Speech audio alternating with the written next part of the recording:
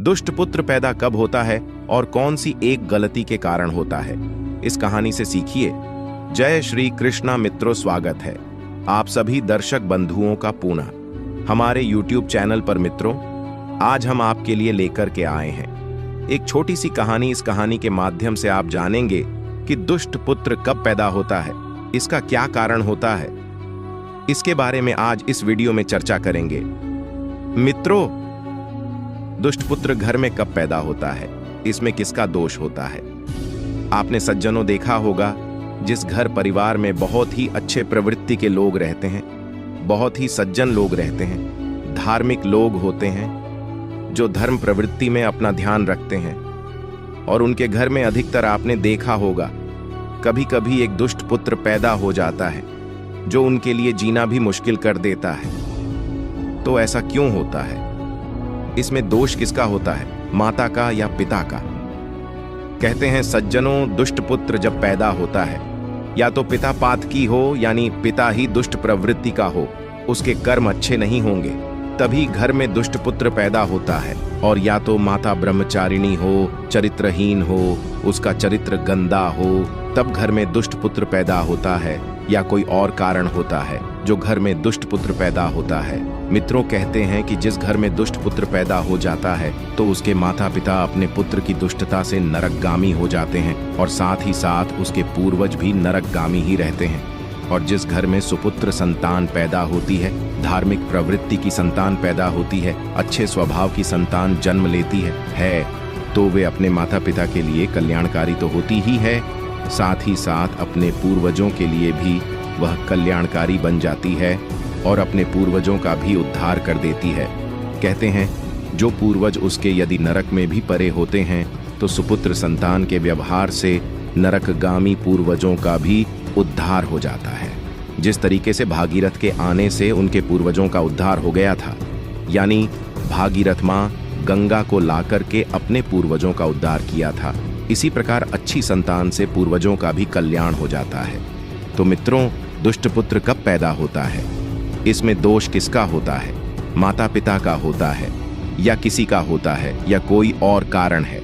मित्रों, जानेंगे इस छोटी सी कहानी के माध्यम से कि दुष्ट पुत्र कब पैदा होता है और इसका कारण क्या है। आपसे निवेदन है कि आप हमारी इस कहानी के लिए शुरू से अंत तक ही सुने।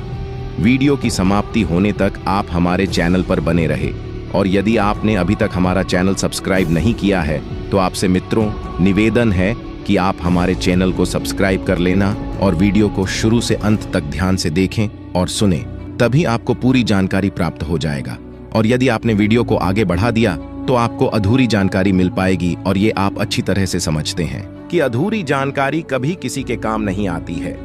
तो आइए सज्जनों, बिना देरी करते हुए हम सब जानते हैं इस छोटी सी कहानी के माध्यम से कि दुष्ट पुत्र कब पैदा होता है। प्रिय दोस्तों, पूर्व काल की बात है। पूरब मकान में मृत्यु के एक ही सौभाग्यशाली कन्या उत्पन्न हुई थी, जिसका नाम सुनीता रखा गया था। दोस्तों, वैद्यता के कार्यों को देखती थी और खेल कूद में सदा उन्हीं का अनुकरण किया करती थी।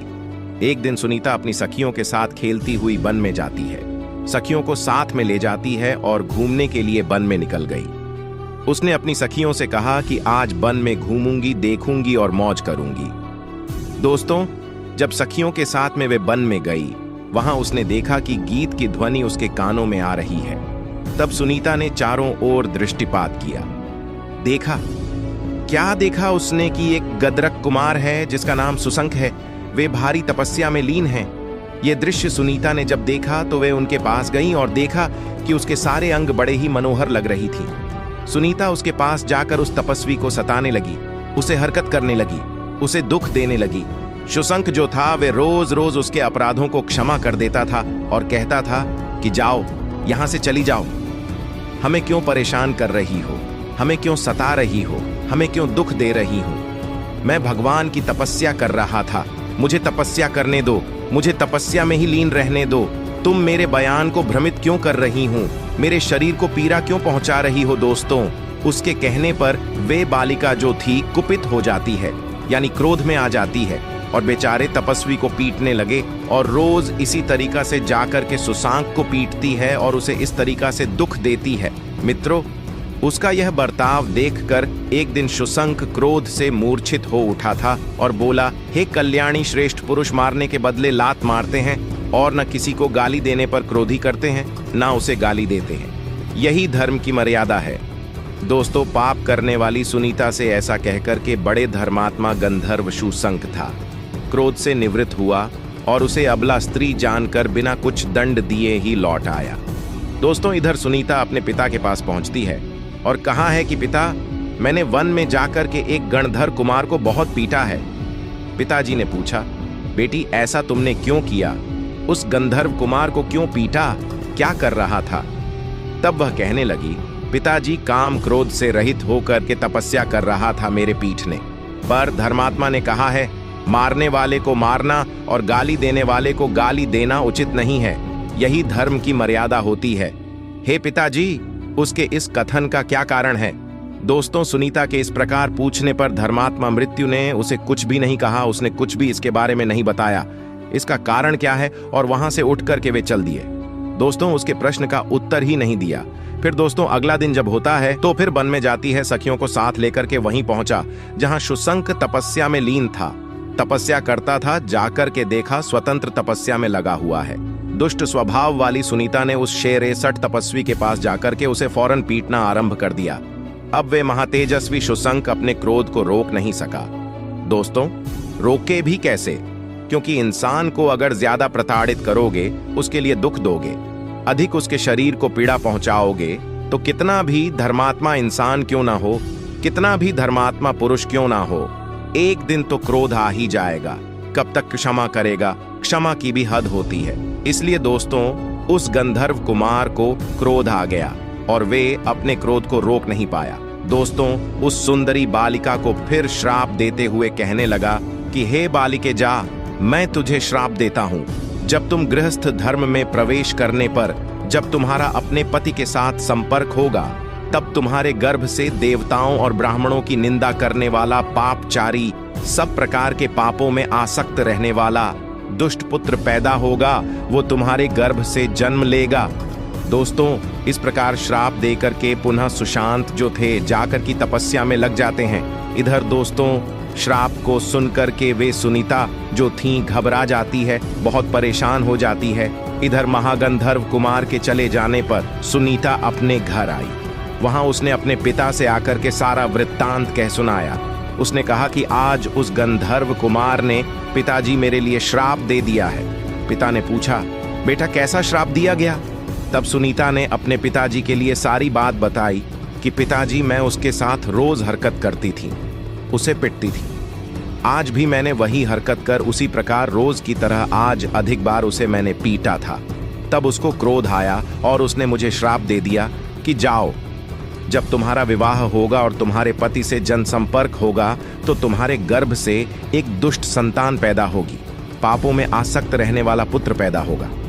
दोस्तों, अपनी बेटी के ये शब्द सुनकर के धर्मात्मा मृत्यु बड़े दुखी हुए और कहा, अरे पगली, उस निर्दोष तपस्वी को तुमने क्यों मारा है?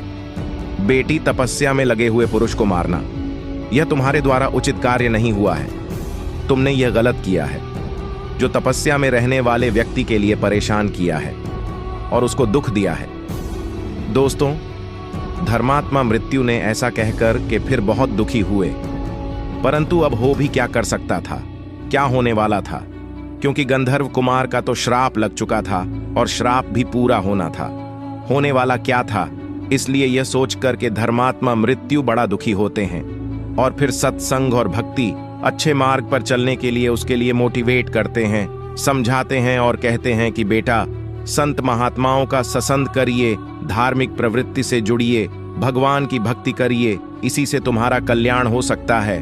दोस्तों, पिताजी के ऐसा कहने पर भगवान की भक्ति करती है, सत्संग करती है और उसका विवाह होता है। राजा अंग से ही विवाह होता है और कुछ दिनों के बाद में जब सुनीता के गर्भ से पुत्र पैदा होता है तो वह पापी पुत्र पैदा होता है, जिसका नाम वेण रखा गया था, जो सुनीता का बेटा था, जो नास्तिक और पादचारी पुत्र पैदा हुआ। तो दोस्तों, इस कहानी से आप अब तो समझ ही गए होंगे कि घर में दुष्ट पुत्र कब पैदा होता है, क्योंकि इस कहानी में दोनों प्रश्नों का जवाब आपको मिल चुका होगा। दुष्ट पुत्र घर में तब पैदा होता है या तो माता ब्रह्मचारिणी हो, चरित्रहीन हो, या फिर पिता अर्थात दुष्ट प्रवृत्ति का हो।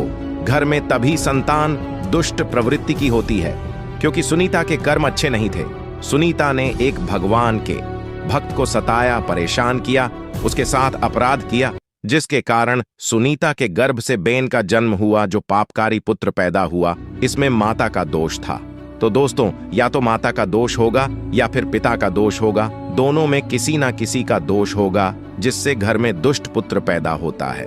तो दोस्तों, अगर यह कहानी आपको अच्छी लगी है, पसंद आई है, तो कमेंट बॉक्स में जरूर बताना, हो सके तो अपने मित्रों को भी शेयर कर देना।